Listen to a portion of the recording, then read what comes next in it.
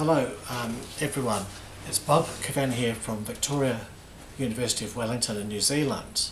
I'm sorry I can't be with you today, but it's a great honour for me to be able to present my view of Professor Geoff Coyle's background to you from New Zealand. But firstly, I'd just like to say, pass my best wishes on to Julie Coyle and also her son Jonathan and their family in UK.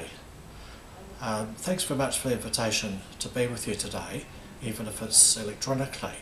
But before I go into my background with Geoff, we just want to show you perhaps that we are in Wellington. So perhaps I'll show you a picture of the beehive. Perhaps you'd like to come and have a look out the window here. Do you want to come over here? We'll show them the beehive in Wellington.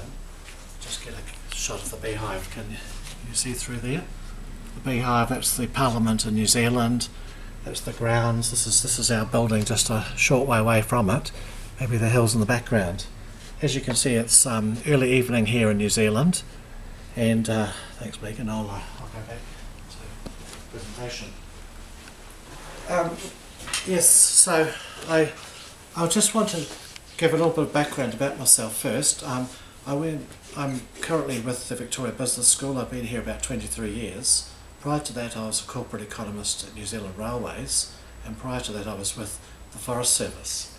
That's when I did my PhD with Geoff. I went to Bradford in 1980 under a New Zealand Research Fellowship and did a PhD in System Dynamics with Geoff.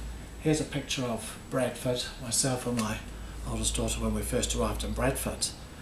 It was interesting seeing that building, which was a seminary, and we were attending a business school, management centre, which of course was the modern religion of the 80s. But anyway, let me proceed a little bit. I was attracted to Bradford University because of the great reputation, the excellent reputation of Professor Geoff Coyle.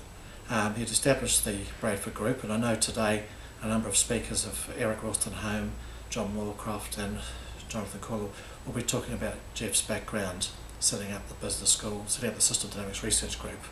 But it was Geoff's fantastic reputation that attracted me to Bradford, and I arrived in early 1980.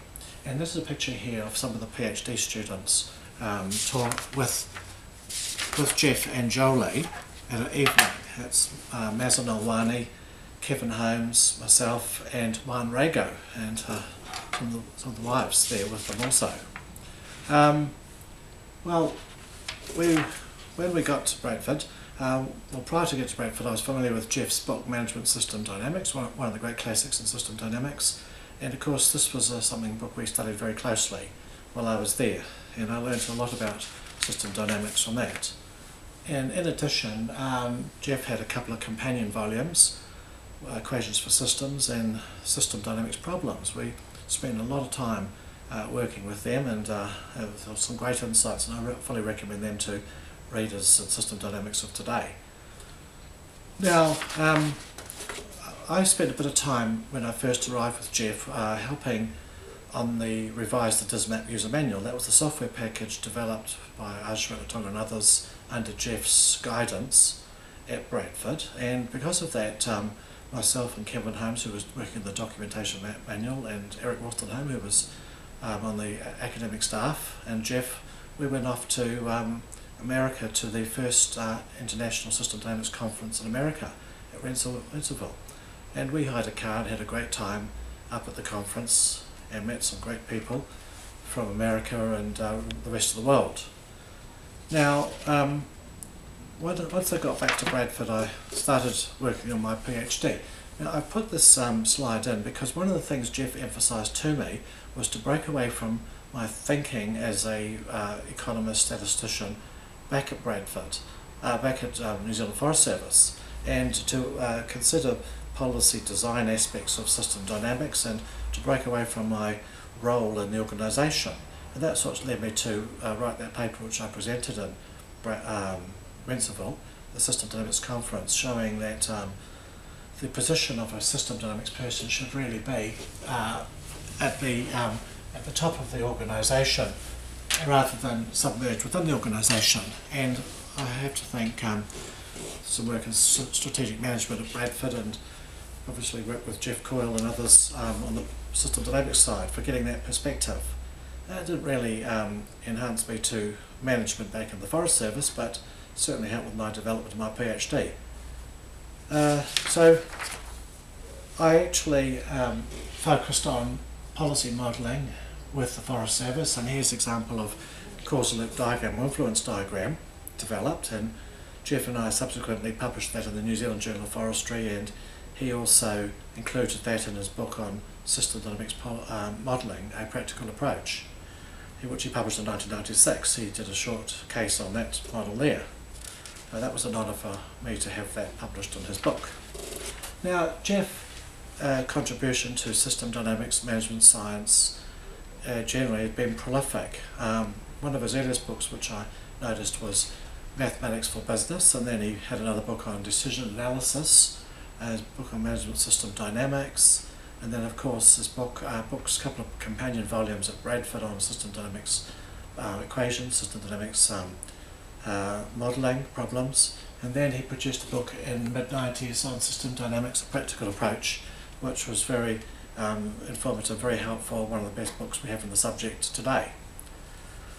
Now, in addition, Geoff made remarkable contributions to literature, ranging from a number of different areas, publishing the European Journal of Operational Research, Journal of Operational Research, System Dynamics Review, Policy Sciences, a whole vast array of journals. He focused on methodological aspects, technical elements, optimization aspects, discrete event simulation, and also focused a lot on qualitative side, and work with Eric Wolstenholme, of course, is well known in the work on qualitative modelling, and in fact another work of Geoff's which I find very useful is his work with Mark Alexander on two approaches to qualitative modelling of a nation's drug trade, where he looks at rich pictures and causal loop diagram, and that was in the System Dynamics Review.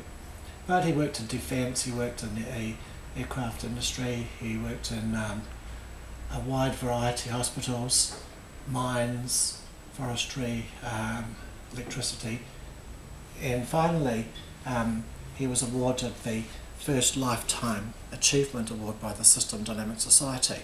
First person in the history of the Society to get that award. A great achievement for all his prolific contributions to the field, and also to his students and people around the world. And you could read about that, of course, in System Dynamics Review in 1998. He did work subsequently on validation of David XLB, and finally a number of other works, which I think Eric Wolstenholme and others, John Moorcroft, will be discussing particularly with you. Now, this is one of his illustrations talking about the cone of influence diagram, starting with small diagrams and getting more and more detail, some of which end up in just pure qualitative analysis, others end up in system dynamics models. But I thought that was very insightful, that diagram, amongst all his work as well. Now, during the period between 1983, after I left Bradford, to 1999, I kept in reasonable regular contact with Geoff and his wife Jolie, and it was a great privilege when I used to meet up with them at the occasional International System Dynamics Conference. Now, in 1999, I ran the first International System Dynamics Conference in the Southern Hemisphere. In fact, to my knowledge, the only International System Dynamics Conference in the Southern Hemisphere. And I was very privileged to be able to invite Geoff to be a keynote speaker.